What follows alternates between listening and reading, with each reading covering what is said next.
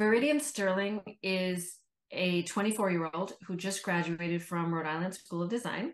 She's a really excellent artist. Her genre though is realism, which is pretty boring in today's world, or it's not what most young kids do because it's not modern, it's not postmodern, it's not impressionism, it's not any of that. It's real sort of old mastery realism. So she's really good at that. She wins a lot of awards at Rhode Island School of Design, and then she graduates and she goes back to Hoboken where she lives with her mother and tries to get a gallery show for a year and a half and cannot get one. And is so frustrated. She needs money. Her mother is a single mother. She finds out that her mother knew this one gallery owner named Myra Hatfield from school because her mother too went to Rhode Island School of Design.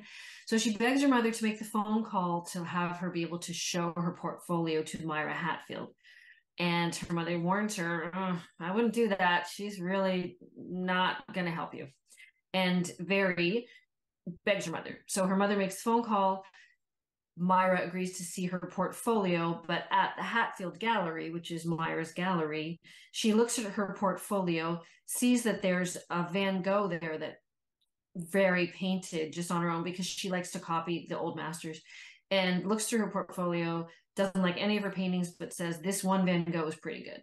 And then gives her back their portfolio and says, but sorry, I'm not giving you a show. And so Very is defeated, goes home, but she realizes that somebody had told her that Myra needs an assistant. And so to be an assistant, a gallery assistant, is kind of like an actor in Hollywood deciding to work for a casting director.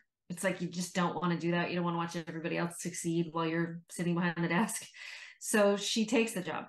And a few days later, Myra's mercurial, difficult boss, just like think Miranda Priestley in The Devil Wears Prada. And so she's just doing the grind, and she overhears Myra talking about a missing Van Gogh. And that is how we fall into the story, because Very decides maybe to do something with that. Well, I actually love the reveals. I absolutely love the reveals. And that's another, I think, script writing thing that I try to emulate. So I like to do a lot of setups and then have a lot of reveals come out of that. And that's really fun writing, to put in little hints along the way and things that you sort of emphasize might be a hint, but turn out to be nothing, and then the tiniest thing is a hint and turns out to be something. So that was fun because I wanted her to have a lot of moral ambiguity. And I think I also wanted to sort of discuss, does it pay to be fake? Which, yeah, it does. There's been plenty of forgers in the world that have made a lot of money. Kids on Instagram might not be who they say they are, but they're influencers and they're making money. So that's the sort of the question I deal with throughout this whole book is, does it pay to be fake? And Very herself, and I understand this as a writer because you just get so many rejections as a writer, and she's done that with her art. So I definitely could relate to that.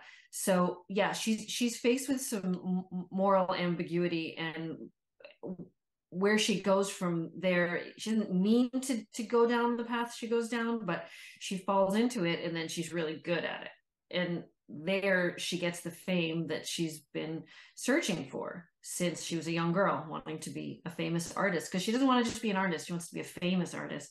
So ironically, she finds fame, but it's secret. Nobody knows it's her, in doing these copies. One of my favorite shows is Breaking Bad. And I love this trajectory of the character going from great, and he's got a reason, of course, to make meth, which is, to make enough money for his family because he has cancer and he's going to die. So I gave Belinda, Very's mother, she needs money. And I wanted it to come across that Belinda sort of gave up all of her occupation, her career, everything for Very.